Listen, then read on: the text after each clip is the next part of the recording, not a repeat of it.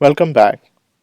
In this section, we'll look at integrating SonarQube. SonarQube is a code quality tool that will measure the quality of code against some industry metrics. In this section, we're going to go through several different steps, and the first step is to install and configure SonarQube. You can head over to the SonarQube website and download the latest version. I have already downloaded the SonarQube, and you can look at the documentation on SonarQube.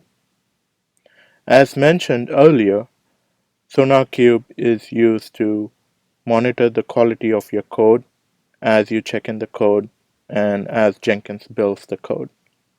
It will look for code smells, bugs, security issues, and recommend the fixes that the team can do right there and then before it actually hits the QA environment. So I have already downloaded SonarQube. Let's go ahead and install SonarQube. We'll follow the same procedure, which is copy recursively from the download sections to the DevOps folder.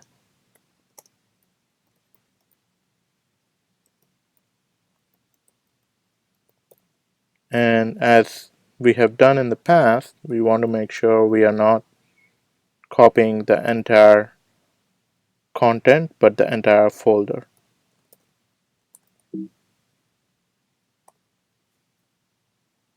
Okay, so now that we have copied the SonarQube, let's head over to the DevOps folder. And we should have SonarQube within our DevOps folder. So let's head over to SonarQube, and you would head over to bin. And based on your installation, you'll go to the appropriate directory. In my case, since I'm running on Mac OS, I'm going to head over to Mac OS, and I'm going to run the Sonar script in a standalone mode.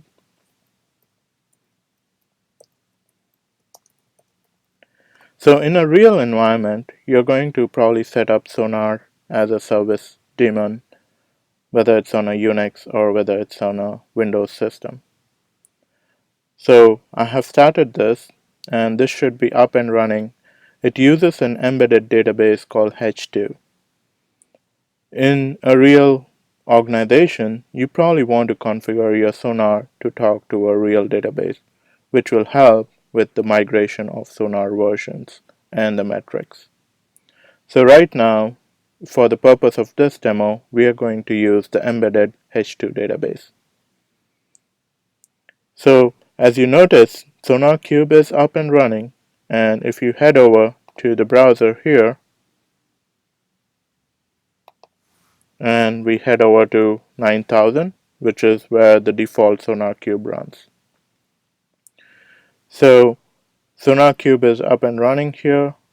Let's go ahead and log in. The default credentials are admin and admin.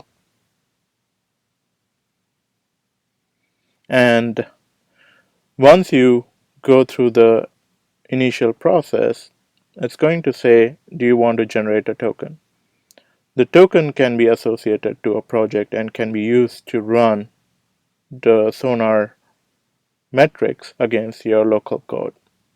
So for now, we're going to give a name of a token of DevOps, and we're going to use this token. I'm just going to copy this, head over to Atom, and use that for now. Save it there.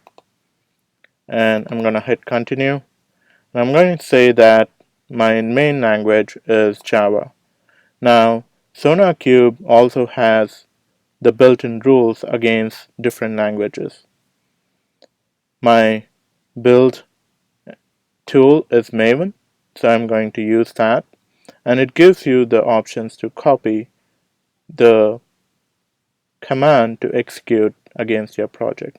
So I'm going to copy this as well, head over to my Atom text editor. I'm going to say finish. So now I have SonarQube up and running, and I need to integrate this with my DevOps project. In the next section, we're going to look at integrating SonarQube with the DevOps project.